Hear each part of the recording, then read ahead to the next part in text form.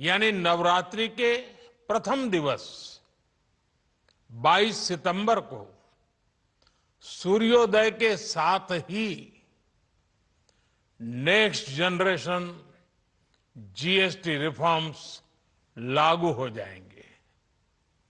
एक तरह से कल से देश में जीएसटी बचत उत्सव शुरू होने जा रहा है। इस जीएसटी बचत उत्सव में आपकी बचत बढ़ेगी और आप अपनी पसंद की चीजों को और ज्यादा आसानी से खरीद पाएंगे। हमारे देश के गरीब, मध्यम वर्गीय लोग, न्यू मिडिल क्लास, युवा, किसान, महिलाएं, दुकानदार, व्यापारी, उद्यमी, सभी को ये बचत उत्सव का बहुत फायदा होगा। यानी त्योहारों के इस मौसम में सबका मुंह मीठा होगा। देश के हर परिवार की खुशियां बढ़ेगी। मैं देश के कोटि कोटि परिवारजनों को नेक्स्ट जनरेशन जीएसटी रिफॉर्म्स की और इस बचत उत्सव की बहुत बहुत बधाई देता हूं, शुभकामनाएं देता हूं। ये रिफॉर्म भारत की ग्रोथ स्टोरी को एक्सेलरेट करेंगे, कारोबार को और आसान बनाएंगे, निवेश को और आकर्षक बनाएंगे और हर राज्य को विकास की दौड़ में बराबरी का साथी बनाएंगे। साथियों, जब साल 2017 में भारत ने जीएसटी रिफॉर्म की तरफ कदम बढ़ाया था तो एक पुराना इतिहास बदलने की और एक नया इतिहास रचने की शुरुआत हुई थी। दशकों तक हमारे देश की जनता, आप सभी लोग, देश के व्यापारी अलग अलग टैक्स के जाल में उलझे हुए थे। Octroi, entry tax, sale tax, excise, VAT, service tax, न जाने भांति भांति के दर्जनों टैक्स हमारे देश में थे। एक शहर से दूसरे शहर माल भेजना हो तो न जाने कितने चेकपोस्ट पार करने होते थे, कितने ही फॉर्म भरने पड़ते थे, कितनी सारी रुकावटें थी। हर जगह टैक्स के अलग अलग नियम थे। मुझे याद है जब 2014 में देश ने मुझे प्रधानमंत्री पद का दायित्व सौंपा था, तब उसी शुरुआत के दौर में एक विदेशी अखबार में एक दिलचस्प उदाहरण छपा था। उसमें एक कंपनी की मुश्किलों का जिक्र था।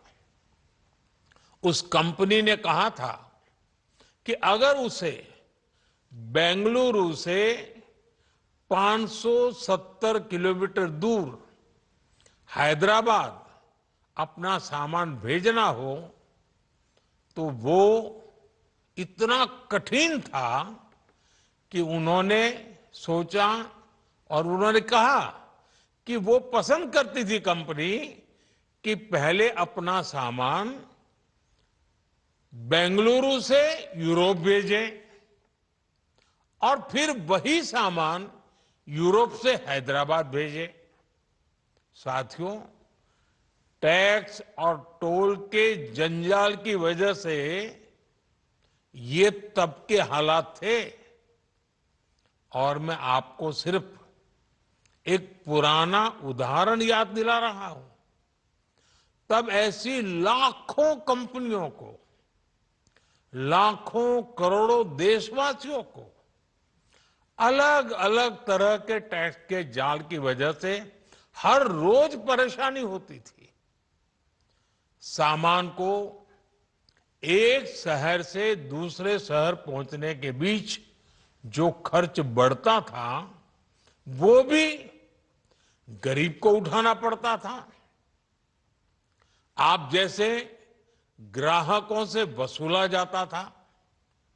साथियों, देश को इस स्थिति से निकालना बहुत जरूरी था।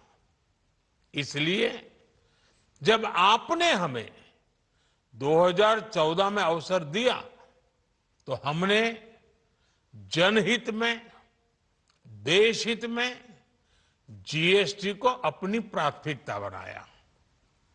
हमने हर स्टेक होल्डर से चर्चा की। हमने हर राज्यों की हर शंका का निवारण किया, हर सवाल का समाधान खोजा। सभी राज्यों को, सबको साथ लेकर आजाद भारत का इतना बड़ा टैक्स रिफॉर्म संभव हो पाया। ये केंद्र और राज्यों के प्रयासों का नतीजा था कि देश दर्जनों टैक्सों के जाल से मुक्त हुआ और पूरे देश के लिए एक जैसी व्यवस्था बनी। वन नेशन वन टैक्स का सपना साकार हुआ। साथियों, रिफॉर्म एक अनवरत चलने वाली प्रक्रिया होती है। जब समय बदलता है, देश की जरूरत बदलती है, तो नेक्स्ट जनरेशन रिफॉर्म भी उतने ही आवश्यक होते हैं। इसलिए देश की वर्तमान जरूरतों और भविष्य के सपनों को देखते हुए जीएसटी के ये नए रिफॉर्म्स लागू हो रहे हैं। नए स्वरूप में मुख्य रूप से अब सिर्फ 5% और 18% के ही टैक्स स्लैब रहेंगे। इसका मतलब है रोजमर्रा के इस्तेमाल की ज्यादातर चीजें और सस्ती हो जाएगी।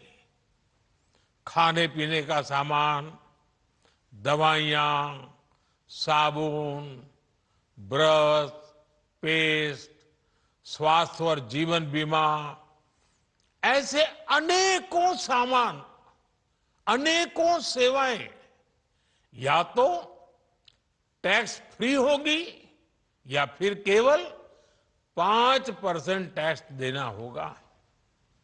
जिन सामानों पर पहले 12% टैक्स लगा करता था, उसमें से 99% यानी करीब करीब 100 के निकट 99% चीजें अब 5% टैक्स के दायरे में आ गई है। साथियों, पिछले 11 साल में देश में 25 करोड़ लोगों ने गरीबी को हराया है, गरीबी को परास्त किया है और गरीबी से बाहर निकल करके 25 करोड़ का एक बहुत बड़ा समूह नियो मिडिल क्लास के रूप में आज देश के अंदर बहुत बड़ी भूमिका अदा कर रहा है। इस नियो मिडिल क्लास की अपनी एस्पिरेशंस हैं, अपने सपने हैं। इस साल सरकार ने 12 लाख रुपए तक की इनकम को टैक्स फ्री करके एक उपहार दिया और स्वाभाविक है, जब 12 लाख रुपयों का इनकम टैक्स में राहत हो जाए तो मध्यम वर्ग के जीवन में तो कितना बड़ा बदलाव आता है। कितनी सरलता सुविधा हो जाती है। और अब गरीबों की भी बारी है, नियो मिडिल क्लास की बारी है। अब गरीब को, नियो मिडिल क्लास को एक तरह से डबल बोनांजा मिल रहा है। जीएसटी कम होने से अब देश के नागरिकों के लिए अपने सपने पूरे करना और आसान होगा। घर बनाना, टीवी, फ्रिज खरीदने की बात हो, स्कूटर, बाइक, कार खरीदना हो, ये सब पर अब कम खर्च करना होगा।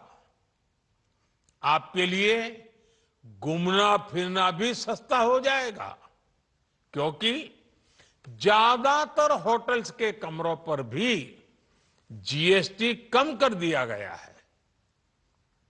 वैसे साथियों, मुझे इस बात की खुशी है कि दुकानदार भाई बहन भी जीएसटी रिफॉर्म को लेकर बहुत उत्साह में हैं। वो बहुत जीएसटी में हुई कटौती को ग्राहकों तक पहुंचाने में जुटे हुए हैं। बहुत सारी जगहों पर पहले और अब के बोर्ड लगाए जा रहे हैं। साथियों, हम नागरिक देवो भवः के जिस मंत्र के साथ आगे बढ़ रहे हैं, नेक्स्ट जनरेशन जीएसटी रिफॉर्म में इसकी साफ झलक दिखाई देती है। अगर हम इनकम टैक्स में छूट और जीएसटी में छूट को जोड़ दें, तो एक साल में जो निर्णय हुए हैं, उससे देश के लोगों को 2.5 लाख करोड़ रुपए से ज्यादा की बचत होगी। और तभी तो मैं कह रहा हूं, ये बचत उत्सव है। साथियों, विकसित भारत के लक्ष्य तक पहुंचने के लिए हमें आत्मनिर्भरता के रास्ते पर चलना ही होगा।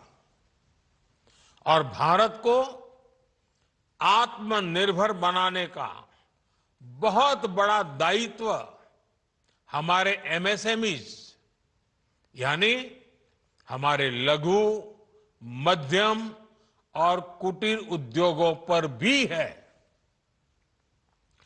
जो देश के लोगों की जरूरत का है, जो हम देश में ही बना सकते हैं, वो हमें देश में ही बनाना चाहिए। साथियों, जीएसटी की दरें कम होने से नियम और प्रक्रियाएं और आसान बनने से हमारे एमएसएमईज, हमारे लघु उद्योगों को, कुटीर उद्योगों को बहुत फायदा होगा।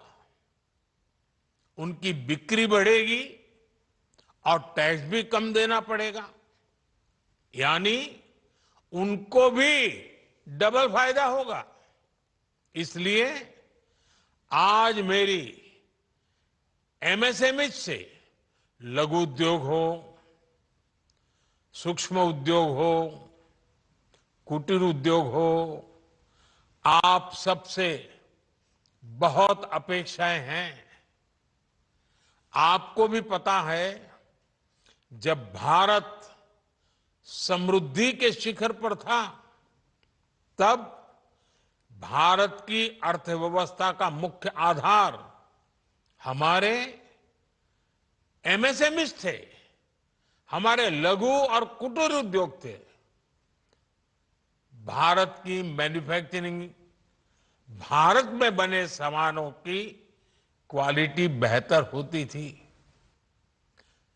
हमें उस गौरव को वापस पाना है।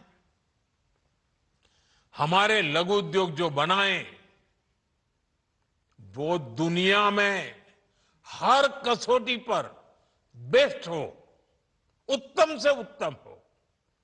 हम जो मैन्युफैक्चर करें, वो दुनिया में आन बान शान के साथ देश के सारे पैरामीटर को पार करने वाला हो, हमारे प्रोडक्ट्स की क्वालिटी दुनिया में भारत की पहचान बढ़ाए, भारत का गौरव बढ़ाए। हमें इस लक्ष्य को लेकर काम करना है। साथियों, देश की स्वतंत्रता को जैसे स्वदेशी के मंत्र से ताकत मिली, वैसे ही देश की समृद्धि को भी स्वदेशी के मंत्र से ही शक्ति मिलेगी। आज जाने अनजाने हमारी रोजमर्रा की जिंदगी में बहुत सी विदेशी चीजें जुड़ गई है, हमें पता तक नहीं है। हमारे जेब में कंघी विदेशी है कि देसी, हमें पता ही नहीं है। हमें इनसे भी मुक्ति पानी होगी।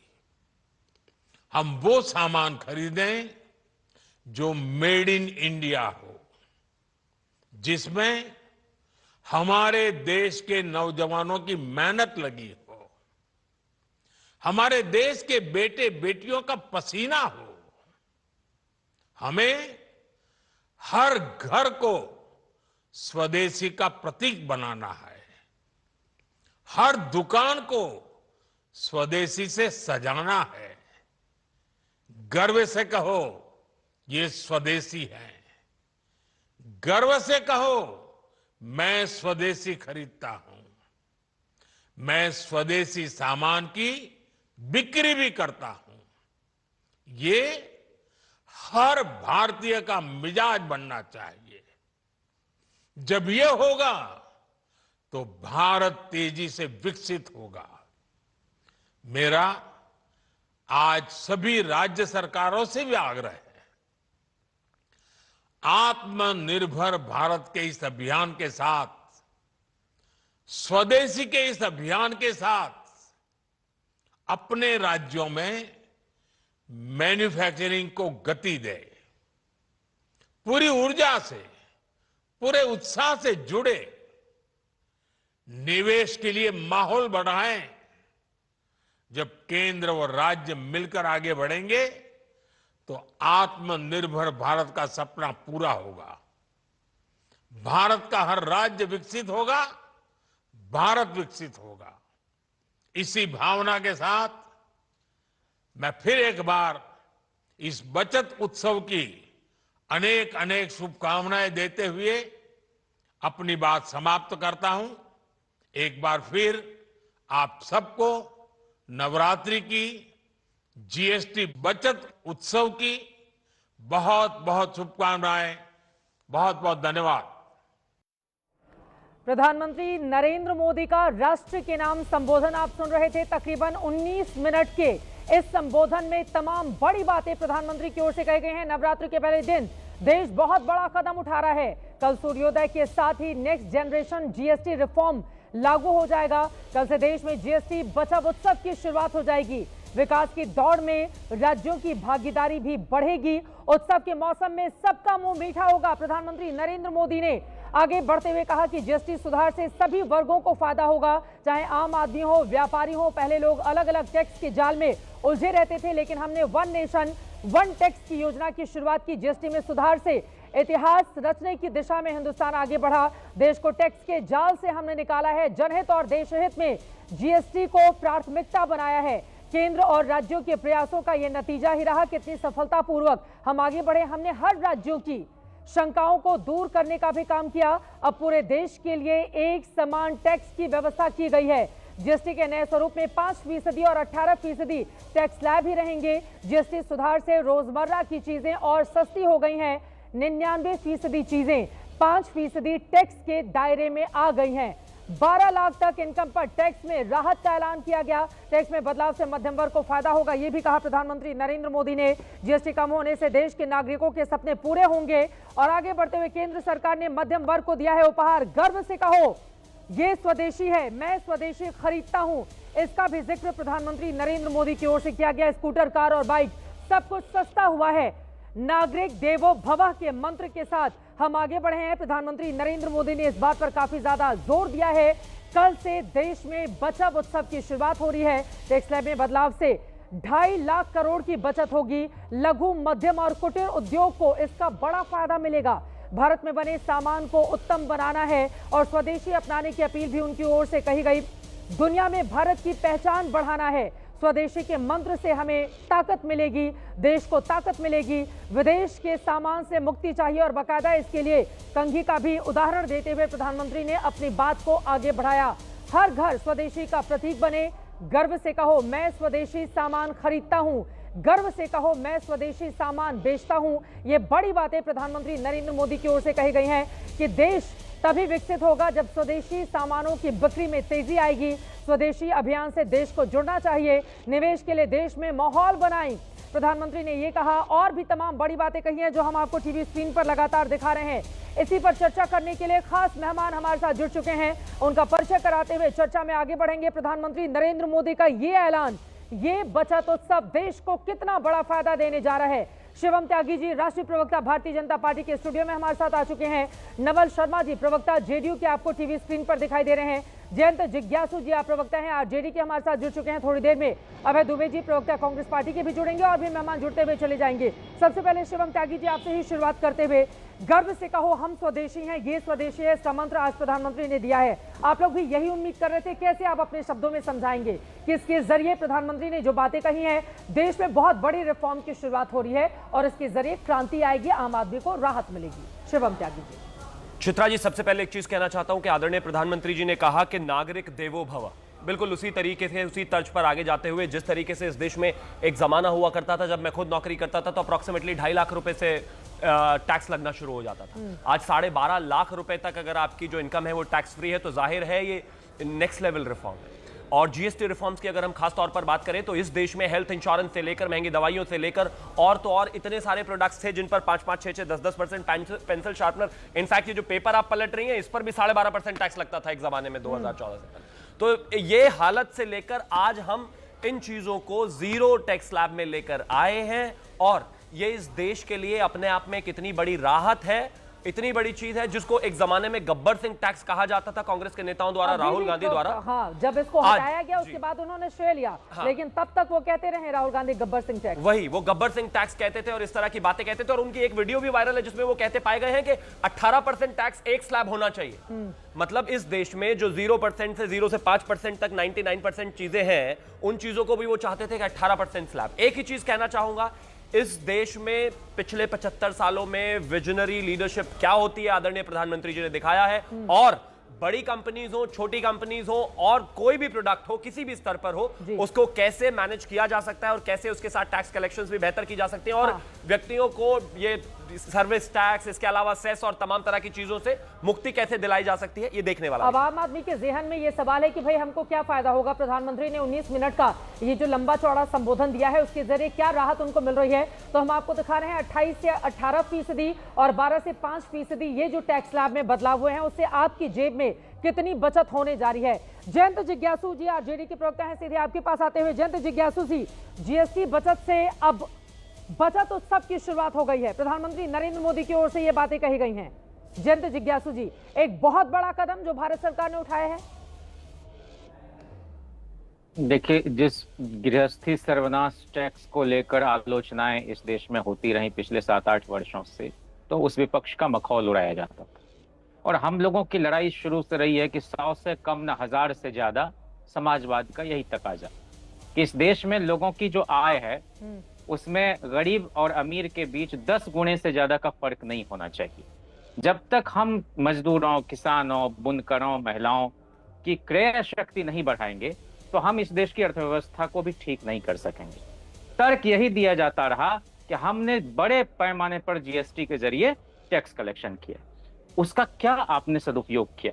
गरीबों को राहत देने के लिए आपने तो 16 लाख करोड़ रुपए उद्योगपतियों के माफ किए थे। और अभी जिस राहत की बात कर रहे हैं, हम सब लोग, आप भी विश्वविद्यालय से निकली हैं, जो पढ़ने लिखने की बात है उसमें जो किताबों की छपाई में इस्तेमाल होने वाले कागज हैं उस पर जीएसटी बढ़ा के 18% कर दिया गया है। यानी जो नई खेप आएगी किताब की, पुस्तकों की दुकान पर, उसमें विद्यालयों, महाविद्यालयों, विश्वविद्यालयों और प्रतियोगी परीक्षाओं की तैयारी करने वाले लोगों पर आफत आने वाली है। किताबों के दाम में बड़े पैमाने पर बढ़ोतरी होने वाली है। तो न पढ़ेगा इंडिया न बढ़ेगा इंडिया। ये बुद्धि विरोधी लोग इस सरकार को चला रहे हैं। ठीक है, आपको ये लगता है कि इससे कोई फायदा नहीं होने वाला है, गरीबों को कोई राहत नहीं मिली है? ठीक है, मैं आऊंगी एक एक करके एक एक पॉइंट पर हम चर्चा करेंगे। हमारे साथ आदेश रावल, आप कंसल्टिंग एडिटर हैं, मॉलिटिक्स के जुड़ चुके हैं। राकेश सिन्हा जी, संघ के विचारक भी हमारे साथ जुड़ चुके हैं। नवल जी, मैं आपके पास आऊंगी, नवल शर्मा जी, लेकिन राकेश सिन्हा जी आपके पास आते हुए कैसे देश की जनता को ये बताएंगे कि वास्तव में ये क्रांतिकारी वक्त है, क्रांतिकारी ऐलान है प्रधानमंत्री का, और बचत उत्सव जो शुरू होने जा रहे हैं इससे आम आदमी को सबसे ज्यादा राहत मिलेगी? राकेश सिन्हा जी। देखिए प्रधानमंत्री नरेंद्र मोदी जी ने अपने जो संबोधन था उसका अंत जिस बात से किया है वो बहुत ही महत्वपूर्ण है। पिछले 1991 से, यानी मनमोहन सिंह जी की सरकार के समय से नव उदारवाद बड़ी तेजी से इंडिया में फैला था और विश्व के बाजार के नाम पर वसुधैव कुटुंबकों को विश्व बाजार कुटुंबकम बना दिया गया था। और यह आज प्रधानमंत्री जी ने जो संदेश स्वदेशी का दिया है बहुत महत्वपूर्ण है।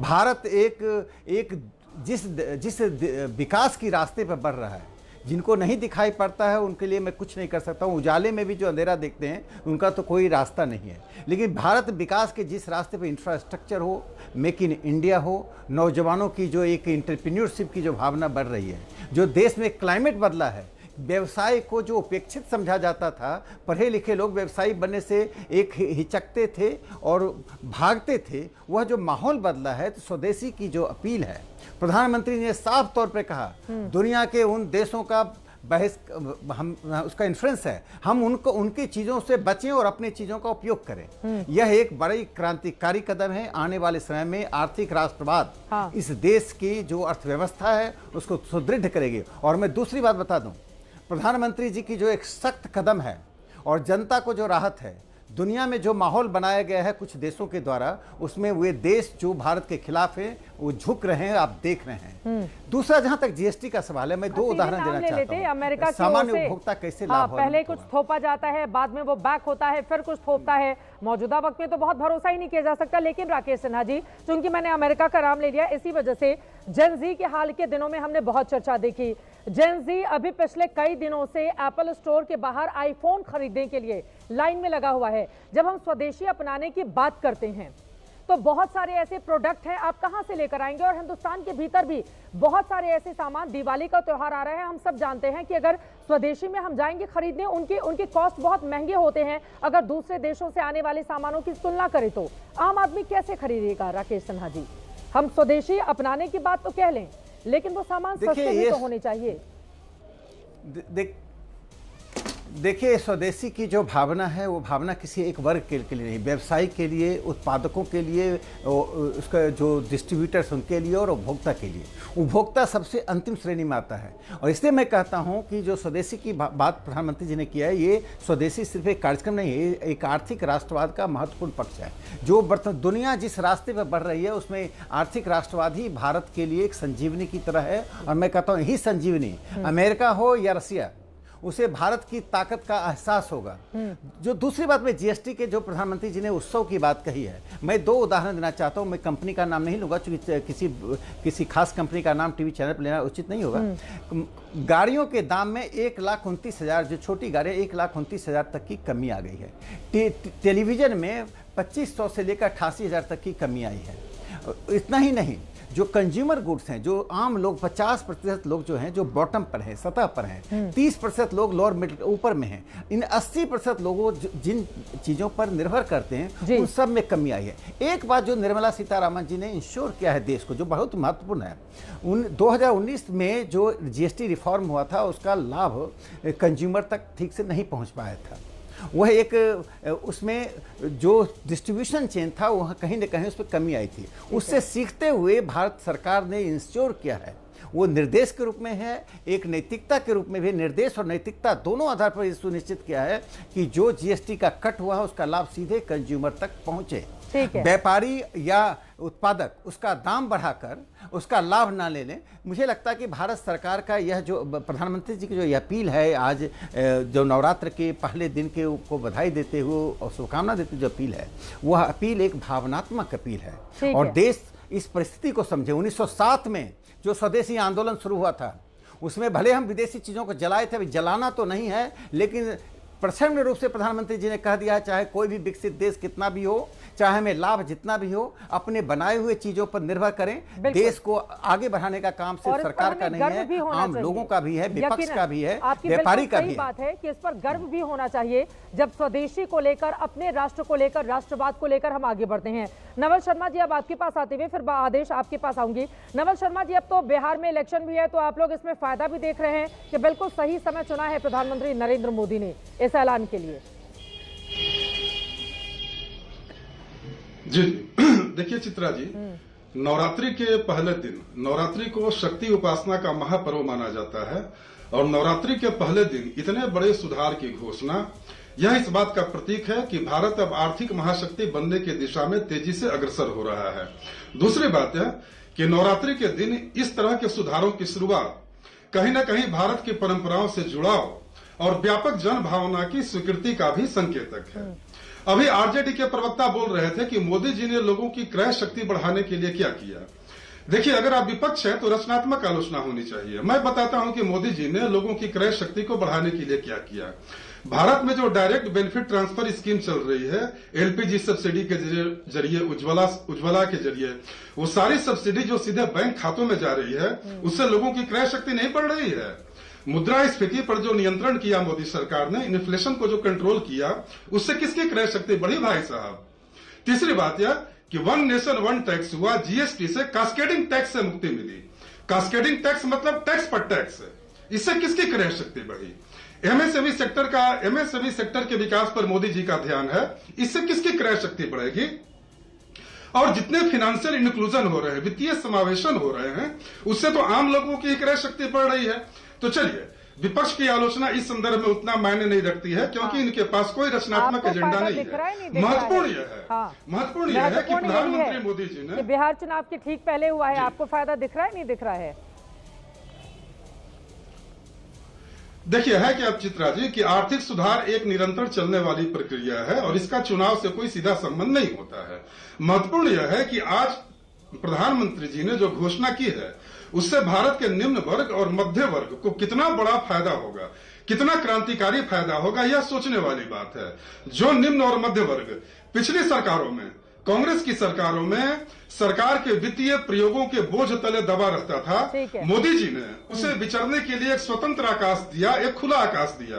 अब उनकी जेब पर कम मार पड़ेगी, उन्हें कई तरह की सुविधाएं प्राप्त होगी और खास करके रोजमर्रा की चीजों के सस्ते होने से निम्न और मध्य वर्ग को जो आर्थिक मजबूती मिलेगी, उनके चेहरे पर जो मुस्कान आएगी, वह हमारे लिए महत्वपूर्ण है। हमारे लिए चुनावी लाभ महत्वपूर्ण नहीं। टोल और टैक्स का जो जंजाल था, उसको खत्म करने का हमने काम किया। उनकी ओर से इस बात पर भी जोर दिया गया, जो 25 करोड़ गरीबी रेखा से नीचे जीवन यापन करने वाले लोग थे, उनको बाहर निकालने में भी सरकार को कामयाबी मिली है। आदेश रावल जी को दिखाइए, आत्मनिर्भर भारत की दिशा में ये एक बड़ा कदम है। आदेश रावल जी, आज प्रधानमंत्री नरेंद्र मोदी ने इसका भी जिक्र किया है, उनके भाषण पर आपकी टिप्पणी।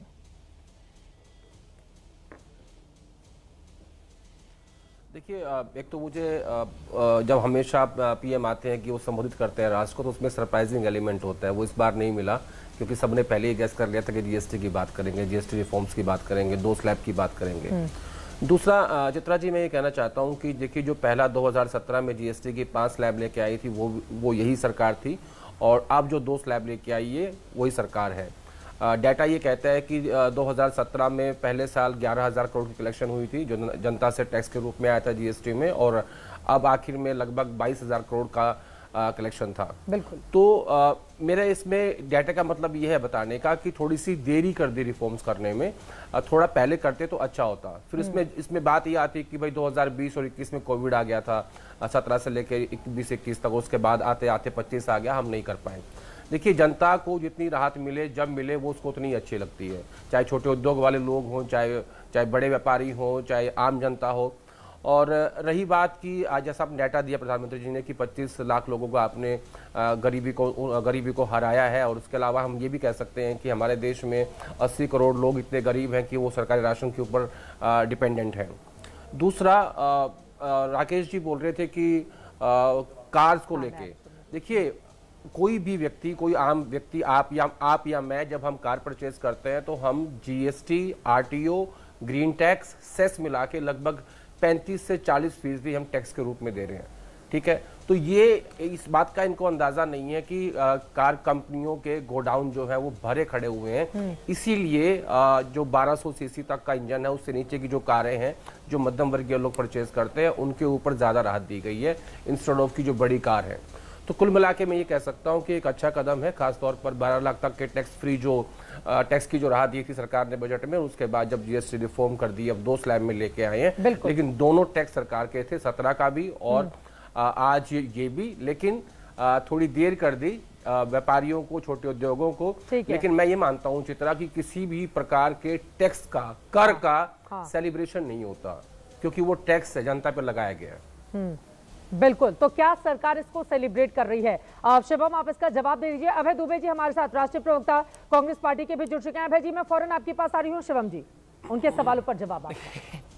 देखिए, सबसे पहले तो ये हास्यास्पद सी बात है कि ये कहा कि इस बार वो सरप्राइजिंग एलिमेंट नहीं था। यार, देश के प्रधानमंत्री हैं, जादू थोड़े ना दिखाते हैं कि हर बार सरप्राइज ही होना है। देश के सुधारों को लेकर इस देश के सबसे बड़े नेता, जिसको अरे प्लीज एनालिसिस करिए, मना कौन कर रहा है? तो मेरा काम भी जवाब देना है, तो सुन लीजिए अब शांति से। मैंने एनालिसिस सुनी ना आपकी, तो वो कोई तर्क नहीं हुआ। दूसरा, एक और चीज कही गई कि 17 में भी इनका ही था और आज भी इनका ही है, और बड़ी कारों पर भी छूट है भैया, 7 लाख से लेकर 16 लाख रुपए तक की छूट है। अब बड़ी कारों में भी देखेंगे, वहां पर भी बहुत फायदा है। और एक और चीज पर कहना चाहता हूं, इससे भी ज्यादा बड़ी बात यह है कि इस देश का केस स्टडी है चित्रा जी, जिसकी बात आदरणीय प्रधानमंत्री जी ने कही कि एक जमाना था ये जीएसटी को गब्बर सिंह टैक्स कहने वाले लोगों के समय में, कि इस देश में यहां की जो कंपनीज हैं वो यूरोप में, सिंगापुर में, मॉरिशस में, नेदरलैंड्स में, स्विट्जरलैंड में टैक्स हेवन में जाकर अपनी सब्सिडरी कंपनी बनाती थी। 2016-2017 के पनामा पेपर लीक्स में इस देश की आईटी कंपनीज, और मैं नाम इसलिए ले सकता हूं क्योंकि वो मामले सारे कोर्ट में गए, इंफोसिस, विप्रो, डेल, आईबीएम और इसके अलावा डॉक्टर रेड्डीज लैब, ये सारी कंपनीज को अलग अलग जगह पर इस देश के जो कंट्रोलर होते हैं उन्होंने वो पाया था। इस देश में आईटीआईडी ट्राइब्यूनल में और हाई कोर्ट्स में इन लोगों को पाया गया था कि ये लोग, यानी कि यहां से प्रोडक्ट बाहर जाता था टैक्स हेवन में और फिर वहां से वापस इंडिया आता था। लेकिन उन्होंने जो बातें कही है कि आप ही टैक्स लगाइए, फिर टैक्स कम कर लीजिए, फिर सेलिब्रेट कीजिए। बहुत बुरा हाल था। हाँ, मतलब आप टैक्स लगाइए, फिर कम कर लीजिए, फिर उसको सेलिब्रेट कीजिए। वो इसलिए मैं बताता हूं, रीजन है, जब इस देश में जीएसटी रिफॉर्म आया, आदरणीय अरुण जेटली जी ने तभी कहा था कि चीजों को रिफाइन करने में 140 करोड़ के देश में थोड़ा वक्त अवश्य लगेगा। जाहिर है कहीं ना कहीं कोरोना की वजह से उसमें समय लगा, लेकिन एजेंडा क्लियर था कि किसी भी तरीके से देश को राहत मिले। और एक आंसर जो है 80 करोड़ लोगों को जो राशन मिल रहा है। मेरे मित्र, इस देश, इस दुनिया में अप्रोक्सीमेटली 80 कंट्रीज हैं जो इस समय रेंग रही हैं, जो टॉप इकोनॉमीज है 1.5% 2% पर, ठीक है, और वो अपने आप को डेवलप्ड कंट्री कहती है। इस देश में 80 करोड़ लोगों को इसलिए राशन दिया गया। हम लोगों ने खुद वो खबरें भी पढ़ी थी, ये बिल्कुल सही बात है। पत्रकारिता की शुरुआत जब हमने की, हमने खुद वो खबरें पढ़ी थी कि भूख से यहाँ लोगों की मौत हो रही है, भूख से यहाँ लोगों की मौत हो रही है, तो कम से कम उस तरह की खबरें हमें पढ़नी नहीं पड़ती। ये एक बेहतर स्थिति है। भाई दुबे जी, अब सीधे आपके पास आते हुए, आपके जमाने में टैक्स और टोल का जंजाल था और अब बचत उत्सव की शुरुआत हो गई है। प्रधानमंत्री नरेंद्र मोदी ने आज इन बातों का जिक्र किया है। राष्ट्र के नाम उनके संबोधन पर आपकी टिप्पणी, अभय दुबे जी। भारतीय जनता पार्टी को अपने पाप पर पर्दा डालने के लिए इसके अलावा क्या आर्गुमेंट मिलेगा? सब कुछ लुटा के होश में आए तो क्या किया? हमने कहा था उस समय, चिदंबरम जी ने कहा था कि single tax across all the goods, यही तो जीएसटी था। विश्व का कोई एक देश, हमने कहा था कि कोई एक देश गिना दीजिए जिसने जीएसटी को लाया हो, चाहे कनाडा हो, चाहे वो न्यूजीलैंड हो, चाहे वो सिंगापुर हो। 10%, 15% मैक्सिमम। हमने कहा था कि 18% की कैप दीजिए, नहीं तो सबसे पहले इस देश का एमएसएमई तबाह होगा। मिंट स्ट्रीट मेमो आरबीआई की रिपोर्ट पढ़िए। उन्होंने कहा कि 2 सबसे बड़े झटके इस देश में लगे हैं। एक नोटबंदी का, जिस नोटबंदी के कारण एमएसएमई स्पॉइल हुआ, और दूसरा बड़ा था गलत तरह से जीएसटी को इंप्लीमेंट करने का। प्रधानमंत्री जी कह रहे थे ना कि पहले एक समय था, इतिहास याद कीजिए कि हमारे जो एमएसएमई थे, लघु उद्योग थे, वो चरम पर थे। तो प्रधानमंत्री जी, उसको बर्बाद किसने किया? आपने कहा कि इतनी विदेशी चीजें हमें पता ही नहीं है, हमारी जेब का कंगा किस देश का है। तो ये किसने स्थिति पैदा की? प्रधानमंत्री जी आपने। जीएसटी के कलेक्शन में 49,000 करोड़ रुपए इंपोर्ट ड्यूटी का है। कल्पना कर सकते हैं आप? इतनी इंपोर्ट ड्यूटी कैसे? क्योंकि चाइना से $100 बिलियन से अधिक का आप इंपोर्ट करने लगे। आपने इस देश के एमएसएमई को स्पॉइल किया, जिसका मैन्युफैक्चरिंग आउटपुट 45% है, एक्सपोर्ट में कंट्रीब्यूशन 40%, और सबसे बड़ी बात 96% हमारा वर्कफोर्स अनऑर्गेनाइज सेक्टर में काम करता है, जिसको तबाह कर दिया आपने। सिर्फ 6% की इकोनॉमी, इसीलिए तो आप कहते हैं ना कि हम विश्व की चौथी और पांचवी अर्थव्यवस्था हो गए, विश्व का सबसे अमीर दूसरे नंबर का आदमी हमारे देश में है, लेकिन सबसे ज्यादा गरीबी हमारे देश में क्यों है? आप इस बात का जवाब दीजिए। 30 करोड़ से अधिक लोगों ने ई श्रम पोर्टल में मजदूर के रूप में रजिस्टर्ड कराया, और क्या कहा कि 10,000 रुपए से कम की हमारी आमदनी है। तो हमारे एमएसएमई को आपने जो खत्म किया, उससे हमारे रोजगार के अवसर चले गए। हम लगातार स्टैगफ्लेशन में फंसे, क्योंकि इन्फ्लेशन था, प्रोडक्शन हमारा, डिमांड कम हो गई, प्रोडक्शन नहीं था तो बेरोजगारी हो गई। तो हमको जो नियोजित रूप से देश को बर्बाद करके मुख्य वर्ग लोगों को आपने अभी फायदा जयराम पहुंचाया रमेश जी है, का ट्वीट ये आया 8 है साल सामने, तक। वो जरा हम दिखा दें। उन्होंने कहा है कि जीएसटी की दरों को कम करने का श्रेय प्रधानमंत्री नरेंद्र मोदी ने लिया। तो उन्होंने कम किया है तो श्रेय वो किसको देने जाएंगे? ट्रंप को तो देने नहीं जाएंगे अभय दुबे जी। ये बात तो 8 साल पहले से हम कह रहे थे ना। हमने आपके सामने एग्जाम्पल रखा। चलिए, क्या कहते थे ये कि पेट्रोलियम प्रोडक्ट को हम जीएसटी के दायरे में लेकर आएंगे। 4.5 लाख करोड़ रुपए उस पर टैक्स लगा के अर्जित करने लगे। एक खेल और खेला इस देश की अर्थव्यवस्था के साथ, राज्यों के साथ खास करके। इन्होंने जो सेस लगाया है, जो सरचार्ज लगाए, 4,11,000 करोड़ रुपए इस बार अर्जित किए। सिंगल पैसा राज्यों को नहीं देते आप। आपने क्या कहा था कि हमने कहा था इलेक्ट्रिसिटी को, आपके अल्कोहल को, आपके पेट्रोलियम प्रोडक्ट को जीएसटी के दायरे में लेकर आइए, कंपनसेशन दीजिएगा आप। लेकिन जो सबसे बड़ा नुकसान इस अर्थव्यवस्था को हुआ है वो एमएसएमई को हुआ, वो इस देश के रोजगार मुझे को क्लोज हुआ। करना है। और 2 लाइन ये में शुभम त्यागी जी irreparable जल्दी loss से उनके आरोपों पर। जो परमानेंटली बंद हो गए। देखिए, 2 लाइनों में संभव नहीं है। मैं एक चीज कहना चाहता हूं कि एमएसएमई स्तर पे सबसे पहले बात कर लेते हैं। अभय दुबे अपने जमाने में 2004 में जब एमएसएमई की स्थिति अटल जी के सरकार में थी, वो 3 करोड़ 61 लाख थी। आप सिर्फ उसको 4 करोड़ 1 लाख कर पाए। आज पता है क्या हाल है एमएसएमई का? चलिए मैं आपको डेटा देता हूं। इस समय इस देश में approximately 6 crore 44 lakh MSME registered है, जो टोटल इस देश की 26 करोड़ 77 लाख लोगों को रोजगार देती है। और अगर मैं इसके एक्सपोर्ट के हिसाब की बात करूं तो अप्रोक्सीमेटली 45% एक्सपोर्ट वहां से जा रहा है। आपके जमाने में इस देश में अगर स्टार्टअप्स की बात करूं, पता है कितने थे? 450। अब कितने पता है? 1.5 लाख। ये इस देश की इकोनॉमी की जान है, बैकबोन है, जिसको आप बर्बाद बता रहे हैं। और अब एक और चीज पर आते हैं। आप हमने ऐसा कहा, हम ऐसे कहते ही रहे ना सारी जिंदगी। 70 साल सरकार में थे तब तो लाया नहीं गया जीएसटी। और इस देश में फहरिस्त है चीजों की जिन पर 27 से लेकर 33% तक टैक्स लगाते थे। क्यों नहीं कम कर दिया भाई? 70 साल कम होते हैं। वक्त हमें इतने की इजाजत देता है। तमाम मेहमानों का बहुत धन्यवाद चर्चा का हिस्सा बनने के लिए। यकीनन एक बहुत बड़ा कदम है। आम आदमी की जेब में पैसे आएंगे, लोगों को राहत मिलेगी। ये जो टैक्स स्लैब कम किए गए हैं, प्रधानमंत्री नरेंद्र मोदी ने इसी वजह से इसका नाम बचत उत्सव दिया है। सियासत इस पर कहां जाकर खत्म होगी, रहेगी हमारी नजर। एक छोटे से ब्रेक के बाद फौरन लौटेंगे। आप देखते रहिए एबीपी न्यूज।